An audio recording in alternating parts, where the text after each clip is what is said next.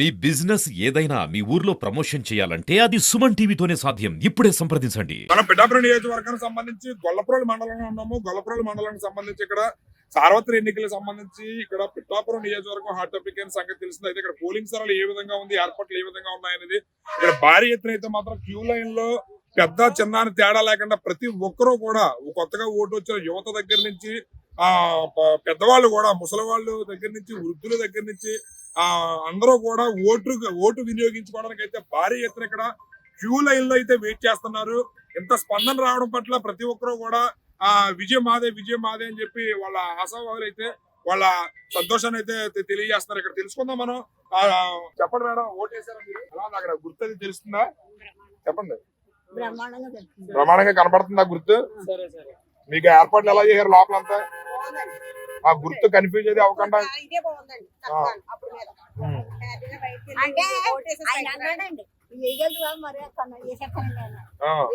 మరి వేసారా రెండు గుర్తులునే?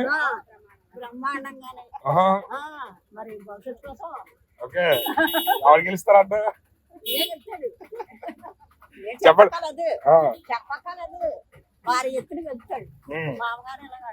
సరే అయితే ఏమన్నా ఫస్ట్ ఇక్కడ ఈ అమ్మాయిని చూస్తే కనుక మొట్టమొదటిసారి తన ఓటు హక్కు వినియోగించుకోవడానికి వచ్చింది.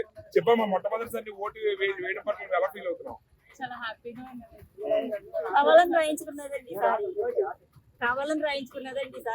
కావాలని ఎందుకు రాయించుకున్నారు? కావాలని ఫ్యూచర్ బాగుండాలంటే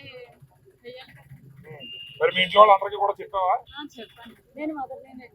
ఓకే, ఎలా ఉందండి లోపల వాతావరణం? అది చూస్తుంటే మీకు ఎలా అనిపిస్తుంది? అంటే ఎంత ఎత్తున పెద్దోళ్ళు కానీ ముసలోళ్ళు కానీ భారీగా పెద్దోళ్ళు కానీ ముసలోళ్ళు కానీ వచ్చి ఓటు వేస్తున్నారు, అది మీకు ఎలా అనిపిస్తుంది?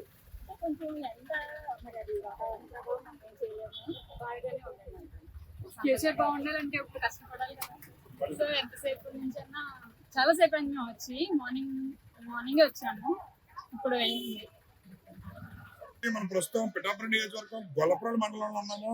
ఇక్కడ కొత్తపేట ఏరియాలో ఉన్నటువంటి స్కూల్ దగ్గర అయితే ప్రాథమికోన్నత పాఠశాల, మండల ప్రజా పరిషత్ ప్రాథమికోన్నత పాఠశాల కొత్తపేటలో ఉన్నటువంటి స్కూల్ దగ్గర భారీగా క్యూ లైన్ లో అయితే చిన్న పెద్ద తేడా లేకుండా ప్రతి ఒక్కరూ కూడా గంటల తరబడి ఇక్కడ వేచి ఉంటున్నారు. ఇక్కడ అయితే పోలింగ్ సరళి చాలా స్లోగా నెమ్మదిగా జరుగుతుందని చెప్పి వీళ్ళు ఆవేదన తెలియజేస్తున్నారు. ఇక్కడ చూస్తే కనుక మీరు చాలా జనం ఇక్కడ వేచి ఉన్నారు. చాలా సేపటి నుంచి కూడా ఇక్కడ గంటల తరబడి మేము వేచి ఉన్నామని చెప్పి తెలియజేస్తున్నారు. ఒకసారి మనం వాళ్ళని అడిగి తెలుసుకునే ప్రయత్నం చేద్దాం.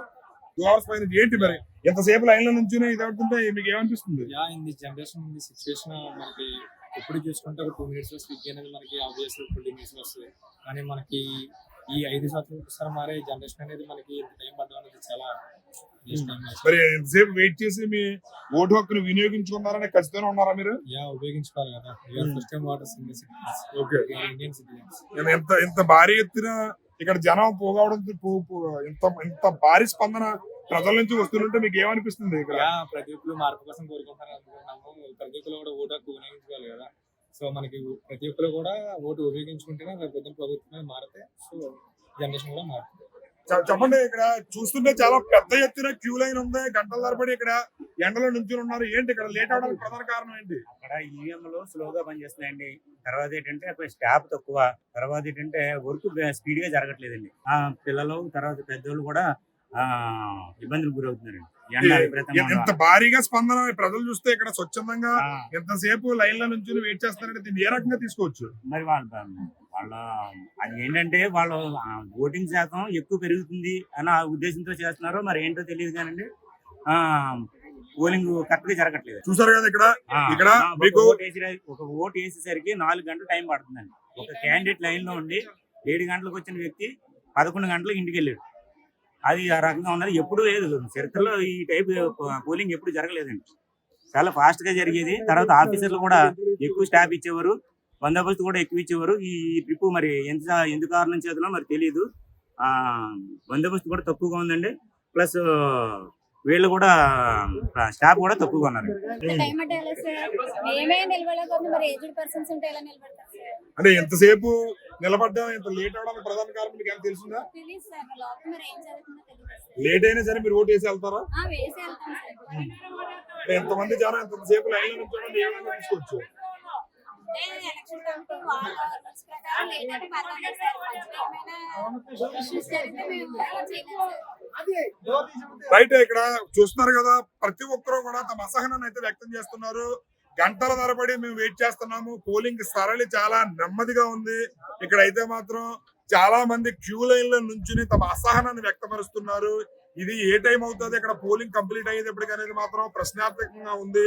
ఇంకా ఓటు వేయాల్సిన వాళ్ళ లైన్ చూస్తే కనుక రోడ్డు దాటి వెళ్ళింది. కెమెరామెన్ సాయితో శ్రీనివాస్, సుమన్ టీవీ.